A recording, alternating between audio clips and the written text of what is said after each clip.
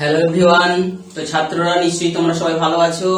তো আজকে আমরা আর একটা ভিডিও নিয়ে আসছি, যেখানে আমরা আলোচনা করব যে মূল বিষয়টা থাকবে যে বিভিন্ন প্রকার পরমাণুগুলোর মধ্যে আমরা সম্পর্ক খুঁজবো। অর্থাৎ আমরা পরমাণুর গঠন জেনে নিয়েছি, নিউক্লিয়াসের গঠন জেনে নিয়েছি, তাদেরকে প্রকাশ করা হয় কিভাবে সেগুলো জেনে নিয়েছি। তো এখন যেটা আমরা জানবো যে বিভিন্ন পরমাণুগুলো, বিভিন্ন মৌলের যে বিভিন্ন পরমাণুগুলোকে তাদেরকে কিভাবে প্রকাশ করা হয় এবং তাদের বিভিন্ন সম্পর্কগুলো। তো বিভিন্ন পরমাণুগুলোকে প্রকাশ করার জন্য আমরা জানি যে কোন মৌলের নিউক্লিয়াসটা যেভাবে প্রকাশিত হয়েছিল নিউক্লিয়াইড দ্বারা, এখানে পরমাণুর ক্ষেত্রে কোন পরমাণুকে সাংকেতিক আকারে এইভাবে নিউক্লাইডটাকে প্রকাশ করলেই কিন্তু উক্ত পরমাণুটার সম্পর্কে আমরা সমস্ত তথ্য আমরা পেয়ে যাই। তো পরমাণুর যে প্রথমে যে প্রকাশ, সেটা আমরা যেটা বলেছিলাম, কোন একটা পরমাণু গুলোর মধ্যে সম্পর্ক খুঁজতে গিয়ে পরমাণুকে প্রকাশটা আমরা কিভাবে করব। তো সেই পরমাণুকে প্রকাশ করতে গিয়ে আমরা যেভাবে নিউক্লিয়াসকে প্রকাশ করেছিলাম নিউক্লিয়াইড দিয়ে, যে এক্স লিখবো একটা অজানা পরমাণু মনে করো, যার হচ্ছে পারমাণবিক ক্রমাঙ্ক আর ভর সংখ্যা দিয়ে প্রকাশ করা হয়। তো কোনো একটা নিউক্লিয়াস প্রকাশিত হয়ে যাওয়া মানেই নিউক্লিয়াসে আমরা জানি যত সংখ্যক প্রোটন থাকে ঠিক তত সংখ্যক ইলেকট্রন আউটার মোস্ট অরবিটে কিন্তু সে রিভলভ করছে। তো এইভাবে আমরা একটা নিউক্লাইডের প্রকাশকেই আমরা ধরতে পারি যে কোনো একটা পরমাণুকে প্রকাশ করছি আমরা। পরমাণুর প্রকাশটাকেও আমরা নিউক্লাইডকে যেভাবে প্রকাশ করেছিলাম সেভাবেও বলতে পারি। তো যেখানে আমরা ধরে নিয়েছিলাম এই এটাকে আমরা বলেছিলাম একটা সংখ্যা, যে ভর সংখ্যা, আর জেডটাকে বলেছিলাম পারমাণবিক ক্রমাঙ্ক। তো আজকের ক্লাসে আমরা যেটা বলছি যে বিভিন্ন পরমাণুগুলোর সম্পর্ক নির্ণয় করব এবং সেই বিভিন্ন প্রকার যে সম্পর্কগুলো হয় আমরা সেগুলো তাদের মধ্যে আমরা 500 প্রকারের সম্পর্ক আমরা যেগুলো দেখছি যে আলোচনায় হচ্ছে সব সময় সেগুলোই লিখেছি, যেমন কি আইসোটোপ, বিশেষ করে আইসোটোন, আইসোবার, আইসো যে ইলেকট্রনিক, আইসোডায়াফার, সঙ্গে সঙ্গে আরেকটা আইসোমার। তো এই বিভিন্ন প্রকার পরমাণুগুলোর মধ্যে আমরা সম্পর্ক খুঁজে পাবো। তো প্রথমে চলে এসেছি যে সম্পর্ক প্রকাশের আগে পরমাণুটাকে একটা সহজ পদ্ধতিতে যদি আমরা প্রকাশ করতে পারি তখন সম্পর্কগুলো খোঁজার সময় আমাদের বুঝতে বা লিখতে সুবিধা হবে। তো সেই সঙ্গে আমরা সেই প্রকাশ করতে গিয়ে আমরা পরমাণুটাকে এভাবেও প্রকাশ করতে পারি, যেভাবে আমরা একটা নিউক্লিয়াসকে প্রকাশ করেছিলাম সেভাবে। তো এখানে এই এটা হচ্ছে ভর সংখ্যা। মানে কি জিনিস আমরা জানি যে কোন পরমাণুর নিউক্লিয়াসে থাকা মোট প্রোটন সংখ্যা এবং নিউট্রন সংখ্যা, পি মানে এখানে প্রোটন, এন মানে হচ্ছে নিউট্রন, যে সংখ্যাগুলোর যোগফল। তো এই ভর সংখ্যাকে শুধুমাত্র কেন ইলেকট্রন সংখ্যাকে যোগ করা হলো না, কারণ আমরা যে কিছুক্ষণ আগেই লিখেছিলাম যে একটা প্রোটনের ভর, একটা ইলেকট্রন নিউট্রনের ভর, কিংবা একটা ইলেকট্রনের যে ভরগুলো আমরা যদি অ্যাটমিক মাস ইউনিটে প্রকাশ করে দেখিয়েছিলাম যে খুবই কম হয় কিন্তু ইলেকট্রনের ক্ষেত্রে, আর প্রোটনের ক্ষেত্রে প্রথমে এটা প্রোটন, এটা হচ্ছে নিউট্রন যদি লিখি, এই রকম ভাবে আমরা দেখেছিলাম যে এর ভরটা অত্যন্ত নগণ্য। সেই জন্য আমরা ভর সংখ্যাকে শুধুমাত্র নিউট্রন আর প্রোটনের যোগফলকে দিয়েই, অর্থাৎ তার জন্য পরমাণুর প্রকৃত ভরকে আমরা বলছি। তো এই ক্ষেত্রে আমরা যখন দেখব ভর সংখ্যা বলতে কিন্তু প্রোটন আর নিউট্রনের শুধু সংখ্যাগুলোর যোগফল, কিন্তু আমরা যখন পারমাণবিক ভর বলবো তখন কিন্তু এই যে ভরগুলোর যোগফল, অর্থাৎ কটা প্রোটন রয়েছে কটা নিউট্রন রয়েছে তাদের ভরগুলো যোগফলই হবে সেই পরমাণুটার পারমাণবিক ভর। সেখানে কিন্তু আমরা ইলেকট্রনের ভরটাকে বাদ দিচ্ছি। তো এখানে ভর সংখ্যা ক্ষেত্রে আমরা শুধুমাত্র প্রোটন নিউট্রনের সংখ্যার যোগফলটাকে ধরেই কিন্তু তার মোট ভরটাকেই বলতে চাইছি যে পূর্ণ সংখ্যা দ্বারা। তো এমনি ভর সংখ্যার সঙ্গে কোন পরমাণুর প্রকৃত ভরের কিন্তু পার্থক্য হবে। ভর সংখ্যা একটা পূর্ণ সংখ্যা হবে এবং কোন পরমাণুর প্রকৃত ভর বা পারমাণবিক ভর যদি বলি সেটা কিন্তু বিভিন্ন থাকা উপাদান যে সাবঅ্যাটমিক পার্টিকেল গুলোর যোগফল, ভরের যোগফল। আচ্ছা, আর একটা প্রকাশ করার সময় একটা পারমাণবিক ক্রমাঙ্ক লিখি, যে পারমাণবিক ক্রমাঙ্ক মানেই আমরা জানি প্রোটন সংখ্যা। প্রোটন সংখ্যাকে আমরা কোন মৌলের পারমাণবিক ক্রমাঙ্ক বলি।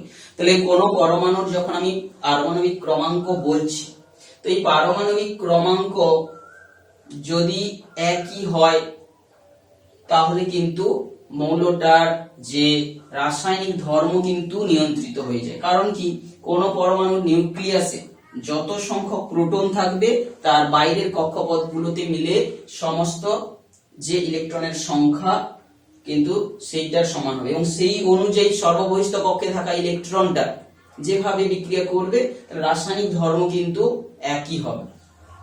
তো পারমাণবিক ক্রমাঙ্ক সেই জন্য বলছে যদি একই হয়, মানে পারমাণবিক ক্রমাঙ্কটাই কিন্তু রাসায়নিক ধর্ম নিয়ন্ত্রণ করে।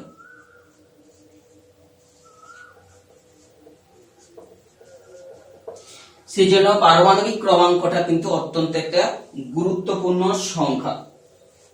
তো পারমাণবিক ক্রমাঙ্কের উপর কিন্তু রাসায়নিক ধর্ম নিয়ন্ত্রিত হয় বলে এটা কিন্তু একটা পরীক্ষার মধ্য দিয়ে কিন্তু যে আমরা জানবো যে মোজেল 1913 খ্রিস্টাব্দে এক্স রশ্মির উপর বর্ণালী নিয়ে তিনি যখন পরীক্ষা নিরীক্ষা করছিলেন, সেখানে তিনি বর্ণালীর দুটো অংশ পেয়েছিলেন। যখন তোমরা এক্স রশ্মি সম্পর্কে জানবে, এক্স রশ্মির ছোট একটা কার্ভ আমরা যদি আঁকি, সেখানে কন্টিনিউয়াস একটা তিনি কার্ভ পাবেন, আবার কিন্তু কতগুলো পিক পাবেন। সেই পিক গুলো কিন্তু নির্ভর করছিল কিন্তু যে পদার্থটাকে টার্গেট হিসাবে নেওয়া হয়েছিল, যার উপর গতিশীল ইলেকট্রনকে ধাক্কা দেওয়া হচ্ছিল, সেই টার্গেট মেটেরিয়ালের ভর সংখ্যার উপর কিন্তু এই ক্যারেক্টারিস্টিক্স গুলো নির্ভর করছিল। তো যেখান থেকে তিনি একটা কনক্লুশন নিয়েছিলেন কি, যে বিভিন্ন মৌলের যে রাসায়নিক ধর্মটা নিয়ন্ত্রিত হবে কিন্তু প্রোটন সংখ্যা দ্বারা, অর্থাৎ সেই রাসায়নিক ধর্ম নিয়ন্ত্রণ যে হবে সেই প্রোটন সংখ্যা বা পারমাণবিক ক্রমাঙ্ক, সেটাই তিনি উল্লেখ করেছিলেন। এবং যার উপর ভিত্তি করে আধুনিক পর্যায় সারণী যখন তৈরি করা হলো, সেখানেই কিন্তু পারমাণবিক ক্রমাঙ্ককেই গুরুত্ব দেওয়া হলো। তাহলে পারমাণবিক সংখ্যাটা কিন্তু অত্যন্ত গুরুত্বপূর্ণ সংখ্যা। এর আবিষ্কার এটাই যে এতটা গুরুত্বপূর্ণ, এটা কোন বিজ্ঞানী মোজেলের যে এক্স রশ্মির যে এক্সপেরিমেন্ট থেকেই কিন্তু এটা মানে সুন্দরভাবে এটা ব্যাখ্যা হয়েছিল। তো তাই এটা একটা পরমাণুকে এইভাবে আমরা প্রকাশ করে দেওয়ার পরে এবারে মৌলগুলোকে, এই যে বিভিন্ন প্রকার পরমাণুগুলোকে আমি যদি প্রকাশ করে তাদের মধ্যে সম্পর্কটা এখন খুঁজতে যাব, তো খুঁজবো যে বিভিন্ন প্রকার সম্পর্কগুলো পেয়ে থাকি। আমরা আগে থেকে লিখে রেখেছি যে এইগুলো হবে, এই ধরনের সম্পর্কগুলো আমরা পেয়ে থাকবো। তো এবারে চলে আসছি প্রকাশের পর আমরা চলে আসছি তাদের সম্পর্কগুলো এক একটা আলোচনাতে। যে ফার্স্ট চলে আসছি আমরা, ধরো আইসোমারটা লিখে রেখেছি। তো আইসোমারের যে পরমাণু কি জিনিস না, কোন একটা পরমাণু যখন তাকে প্রকাশ করছি আমরা তার পারমাণবিক ক্রমাঙ্ক এবং ভর সংখ্যা দিই, এবং সেই একই পরমাণু যদি একটা উত্তেজিত অবস্থায় থাকে, তার মধ্যে এনার্জি থাকে, এক্সাইটেড স্টেট, এই স্টার চিহ্ন দিয়ে আমরা তাকে বলছি উত্তেজিত। ওই একই পরমাণু, উত্তেজিত পরমাণু যেটা কিনা কিভাবে উত্তেজিত হয়েছে, বিভিন্ন প্রকার এনার্জি সে পেয়েছে। তাহলে এই দুটো যে পরমাণুর প্রকাশভঙ্গি সব একই, তো এই দুটোকে পরস্পরের বলা হচ্ছে আইসোমার। অর্থাৎ কি, দুটো পরমাণুর মধ্যে তার প্রোটন সংখ্যা, নিউট্রন সংখ্যা, ইলেকট্রন সংখ্যা সবই সেম, কিন্তু দুজনের মধ্যে শক্তির পার্থক্য রয়েছে। অর্থাৎ কোন একটা পরমাণুর যে কক্ষপথে ইলেকট্রন রয়েছে, অন্য একটা পরমাণুর একটু এক্সাইটেড স্টেটে বা অনেক উচ্চ শক্তির স্তরে একটা ইলেকট্রন রয়েছে। অর্থাৎ কোন একটা, ধরো একটা ছোট্ট ছবি, একটা নিউক্লিয়াসের এখানে একটা কোন পরমাণু, ধরো হাইড্রোজেন পরমাণু, তার বহিস্তম কক্ষপথে এটা 1 নম্বর কক্ষপথে একটা ইলেকট্রন আছে। আবার একটা হাইড্রোজেন পরমাণু যার প্রথম কক্ষটা ইলেকট্রন নেই, দ্বিতীয় কক্ষপথে ইলেকট্রনটা চলে গেছে। তো এই দুটো পরমাণু দেখতে পাচ্ছ সেম, কিন্তু এটাতে এনার্জি বেশি রয়েছে। এরা হচ্ছে পরস্পরের আইসোমার। তো এটা উল্লেখ তোমরা এখানে অতটা গুরুত্ব দিয়ে পাবে না, যেহেতু প্রশ্ন যখন করবে। দ্বিতীয় আলোচনাতে আমরা চলে আসছি যে আইসোটোপ। এই আইসোটোপ বিষয়টা কি? আইসোটোপ এর কথাটা যে ভাঙলে, এটাকে গ্রিক শব্দটাকে ভাঙলে সমস্থানিক। আইসো মানে সম, টোপাস মানে স্থান, অর্থাৎ একই স্থান দখল করবে। এটা কোথায় না, আমরা যখন পর্যায় সারণীর কথা বারবার বলছি, তোমরা দশম শ্রেণীতে যখন পড়বে যে বিভিন্ন পরমাণুগুলোকে সাজানো হচ্ছিল, তাদের সুন্দরভাবে মনে রাখা, তাদের ধর্ম, তাদের রাসায়নিক ধর্ম, তারা কিভাবে বিক্রিয়া করবে, সেই সমস্ত ধর্মের পর যখন সাজিয়ে গিয়ে দেখা গেল যে একই ধর্মগুলোকে এক একটা জায়গায় স্থান দেওয়া হচ্ছিল এবং দেখা গেছিল একই একটা নির্দিষ্ট করে পরমাণু থাকছে, কিন্তু যে একই মৌলের বিভিন্ন পরমাণুগুলোকে কিন্তু আইসোটোপ, যাদের ক্ষেত্রে একই জায়গায় স্থান দেওয়া হচ্ছিল, তারা সেই জায়গা থেকে আইসোটোপ নামটা পেয়েছে। এদের ক্ষেত্রে দেখা গেছে যে দুটো মৌল, এখানে একই মৌল, তাদের পারমাণবিক ক্রমাঙ্ক একই, কিন্তু ভর সংখ্যা এর আলাদা। এর যদি A1 বলি, এর ভর সংখ্যা আলাদা। তাহলে দুটো পারমাণবিক ক্রমাঙ্ক একই থাকা মানে আমরা জেনেছি যে ওটা একই মৌল। এর রাসায়নিক ধর্মগুলো একই হবে, কারণ ইলেকট্রন সংখ্যা এই প্রোটন সংখ্যা দিয়ে নিয়ন্ত্রিত হয়। কিন্তু দেখা গেছে নিউক্লিয়াসের মধ্যে নিউট্রন সংখ্যা কার বেশি রয়েছে, একটা দুটো করে, তো সেইগুলো পারস্পরিক হয়ে যাচ্ছে, তারা পরস্পরের আইসোটোপ। তো এই আইসোটোপ হয়ে যাওয়ার ফলে এরা কিন্তু যে পর্যায় সারণীতে একই জায়গায় থাকবে। পর্যায় সারণী জিনিসটা কি, আমরা যেখানে বলছি যে বিভিন্ন মৌলের পরমাণুগুলোকে সাজাতে গিয়ে তাদের যেখানে স্থান দেওয়া হয়েছিল, তো ওই সমস্ত আইসোটোপ গুলোকে কিন্তু একই জায়গায় স্থান দেওয়া হয়েছিল, সমস্থানিক সৃজন নাম আছে। তাহলে পর্যায় সারণীতে একটা নির্দিষ্ট জায়গায় তারা স্থান পাচ্ছে, কিন্তু তাদের রাসায়নিক ধর্মের উপর ভিত্তি করে যেহেতু সাজানো হচ্ছিল, তাদের রাসায়নিক ধর্ম একই, তো তাদের একই জায়গায় স্থান দেওয়া হয়েছে। কিন্তু এদের যেহেতু সামান্য ভরের পার্থক্য রয়েছে, তাহলে ভরের পার্থক্য থাকা মানে আমরা জানি যে ভৌত ধর্মে কিছু পার্থক্য হবে, অর্থাৎ আইসোটোপ গুলোর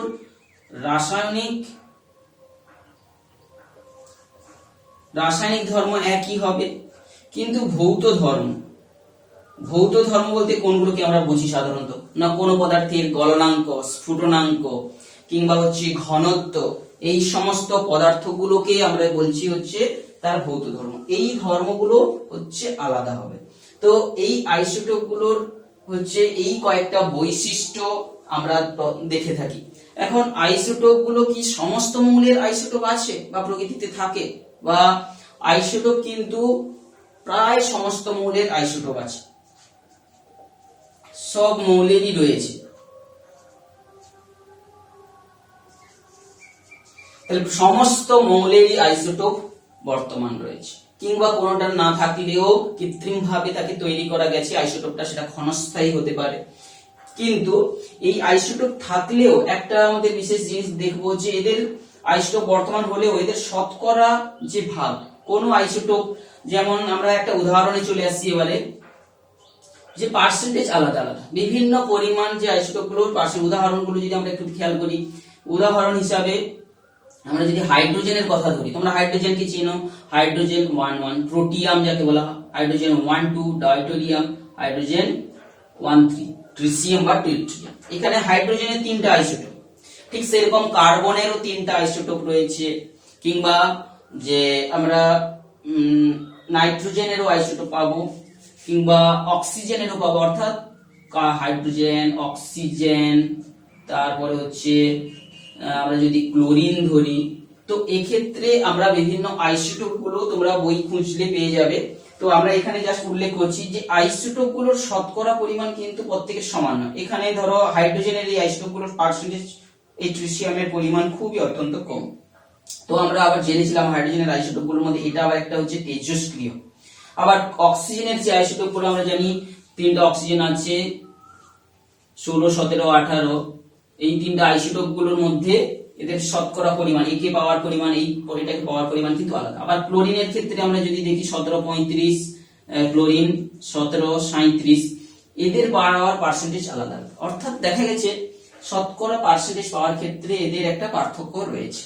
তো এইভাবে আমরা আইসোটোপ গুলো সম্পর্কে জানলাম, তাদের যে বিভিন্ন বৈশিষ্ট্যগুলো আলোচনা করলাম। এর পরের একটা আলোচনাতে আমরা চলে আসছি, সেটা হচ্ছে কিনা আইসোটোন। 3 নম্বর আলোচনাটা যেটা চলে আসছি, আইসোটোন।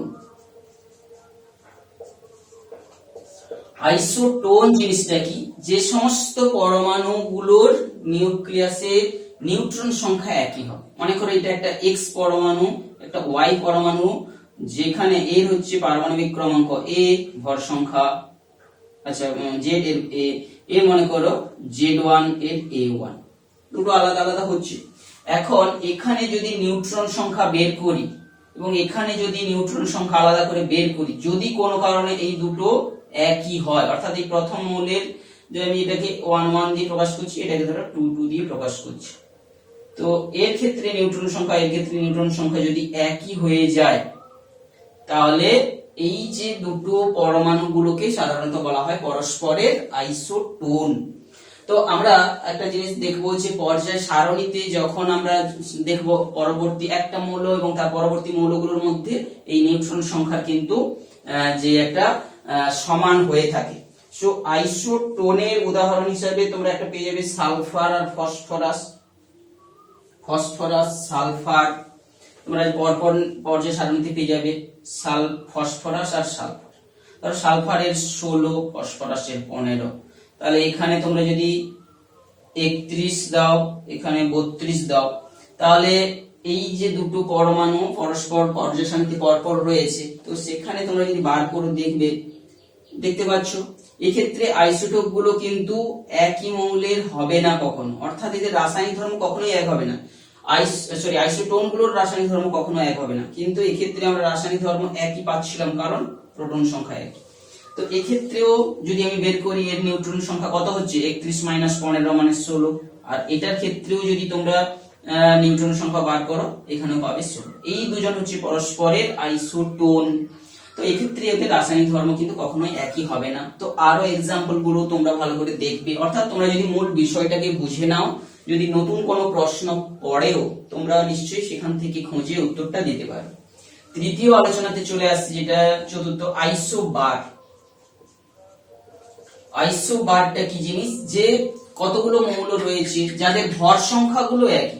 ধরো দুটো মৌল লিখলাম, দুটো আলাদা মৌল, কিন্তু তাদের যে ভর সংখ্যা উপরের যে মানটাকে বলা হয় পারমাণবিক ক্রমাঙ্ক আলাদা, কিন্তু ভর সংখ্যা একই। তাহলে ভিন্ন ভিন্ন মৌলগুলোর মধ্যে আমরা সম্পর্ক খুঁজছি, যে পরমাণুগুলোর মধ্যে দেখতে পাচ্ছি যেখানে ভর সংখ্যা একই হয়ে যাবে সেখানে তাদেরকেই আমরা বলবো হচ্ছে আইসোবার। তো এখন একটা প্রশ্ন, আইসোবার গুলো যেখানে ভর সংখ্যা একই হলে এদের কি ভৌত ধর্মগুলো একই হবে? না, একই হবে না, কারণ এরা তো আলাদা মৌল হয়ে গেছে।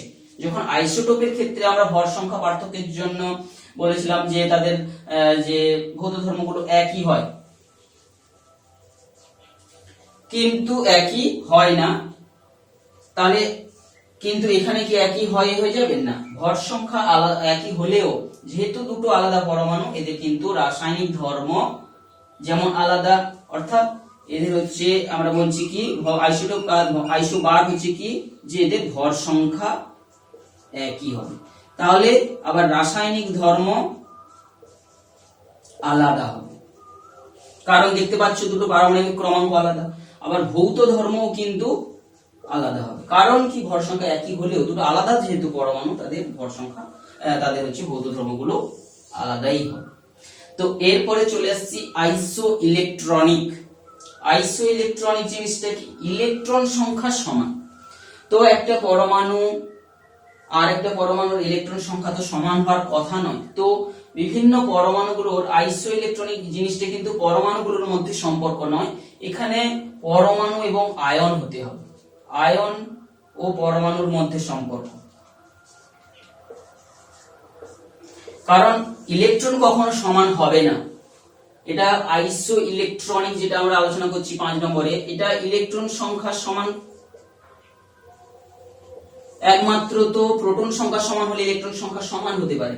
তো এখানে আইসো ইলেকট্রনিকে কিন্তু আমরা পরমাণুর সঙ্গে পরমাণু নয়, পরমাণুর সঙ্গে আয়নের সম্পর্ক পড়ব। তো আয়ন জিনিসটা কি, যখন কোন একটা পরমাণু তাকে আধানগ্রস্ত করা হয়, অর্থাৎ পরমাণুর বহিস্থ কক্ষ থেকে আমরা ইলেকট্রনটাকে নিয়ে নিচ্ছি কিংবা দিচ্ছি, কেন বহিস্থ কক্ষপথ, কারণ যেখান থেকে নেওয়া সহজ হবে, তো সেইটা তখন আধানগ্রস্ত পরমাণুকে আমরা বলি আয়ন। তো এইখানে তোমরা কয়েকটা ছোট ছোট উদাহরণ দিতে পারো। ধরো ক্যালসিয়াম একটা যে পরমাণু, তার হচ্ছে 20 হচ্ছে পারমাণবিক ক্রমাঙ্ক, একে আমি তার ভর সংখ্যা হচ্ছে 40, 2+ করে দিলাম, দুটো ইলেকট্রন তাহলে কি করলাম, নিয়ে নিলাম। কিংবা আমি আরেকটা বললাম ফ্লোরিন, এর পারমাণবিক ক্রমাঙ্ক 9, এর ভর সংখ্যা ধরো 18, একটা মাইনাস একটা ইলেকট্রন দিলাম, তাহলে এর ইলেকট্রন সংখ্যা বর্তমানে কত হয়ে গেল? এর হয়ে গেল কিন্তু ইলেকট্রন সংখ্যা 10। এর হচ্ছে ইলেকট্রন সংখ্যা 10। এর ইলেকট্রন সংখ্যা কত? এর ইলেকট্রন সংখ্যা হচ্ছে কিন্তু 20টা ইলেকট্রন থাকার কথা, দুটো প্লাস করে দিয়েছি মানে দুটো নিয়ে নিয়েছি, তাহলে এর হচ্ছে কিন্তু 18। তাহলে এইটার একটা সমতুল্য আমি একটা এমন পরমাণু লিখলাম, ধর মনে করলাম আর্গন, আর্গন 18 36। তাহলে এই দুটো পরস্পরের আইসোটোপ, কারণ এখানে 18টা ইলেকট্রন মানে 18টা হচ্ছে ইলেকট্রন হবে। আবার ঠিক সেটা এটার মতো করে আমি ধরো এমন একটা পরমাণু লিখলাম, ধরো নিয়ন। নিয়নের ক্ষেত্রে তোমরা দেখছো যে নিয়ন 10 আর হচ্ছে 20। তো এই ক্ষেত্রেও নিয়নের ক্ষেত্রে তোমরা ইলেকট্রন বের করে দেখবে 10 হবে। অর্থাৎ আইসো ইলেকট্রনিক বিষয়টা কিন্তু কোনো পরমাণুর সঙ্গে পরমাণুর সম্পর্ক নয়, এটা পরমাণু এবং আয়নের মধ্যে একটা সম্পর্ক। তো আরো একটা আলোচনাতে চলে আসছি, আইসো ডায়াফার। আইসো ডায়াফার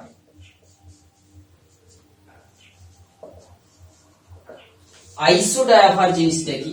যে যেখানে আমরা পেয়ে যাব যে নিউট্রন আর প্রোটনের যে পার্থক্য, ডিফারেন্সটা সমান হবে, এমন দুটো পরমাণু লিখবো।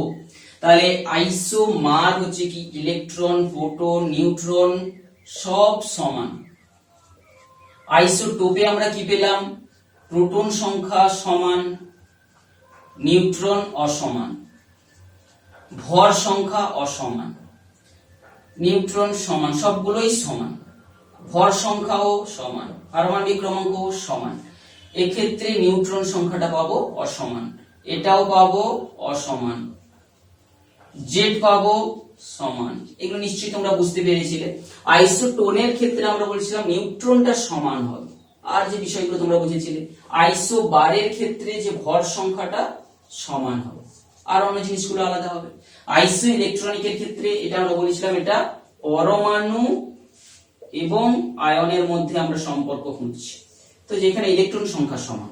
আইসো ডায়াফারে সেই রকম হচ্ছে নিউট্রন এবং প্রোটনের যে বিয়োগফল, এই বিয়োগফলটা যদি সমান হয়, তাহলে দুটো আমরা আলাদা, এখানে আলাদা মৌলই হবে, আলাদা পরমাণুই হবে। এর ধরো জেড বা Z1 A1 ভর সংখ্যা, এর ধরো পারমাণবিক ক্রমাঙ্ক Z2 A2। তো এক্ষেত্রে নিউট্রন সংখ্যা কত? এর নিউট্রন সংখ্যা বলছি, তাহলে ভর সংখ্যা থেকে পারমাণবিক ক্রমাঙ্ক বাদ। এর ক্ষেত্রে নিউট্রন সংখ্যা কত? না এর ক্ষেত্রে নিউট্রনকে N2 যদি বলি, এটা মনে করো A2 Z2। এই দুটো যদি সমান হয়, এই দুটো যদি সমান হয়, তবে এদেরকে আমরা বলবো আইসো ডায়াফার। তো এই রকমের কতগুলো যে প্রশ্ন যেগুলো তোমাদের পরীক্ষায় সাধারণত পড়ে, তো সেম তোমরা নিশ্চয়ই তোমরা ভিডিওটাকে ভালো করে বুঝলে। এখান থেকে আমরা সাংকেতিক আকারে বেশিরভাগগুলোকে বুঝিয়েছি। তো প্রত্যেকটা তোমরা এবারে কোনো পার্টিকুলার এক্সাম্পল যেটা বইতে দেওয়া রয়েছে সেটাকে নিশ্চয়ই বুঝিয়ে তোমরা বুঝতে পারবে যে কোনটা কি ধরনের উত্তর হতে পারে।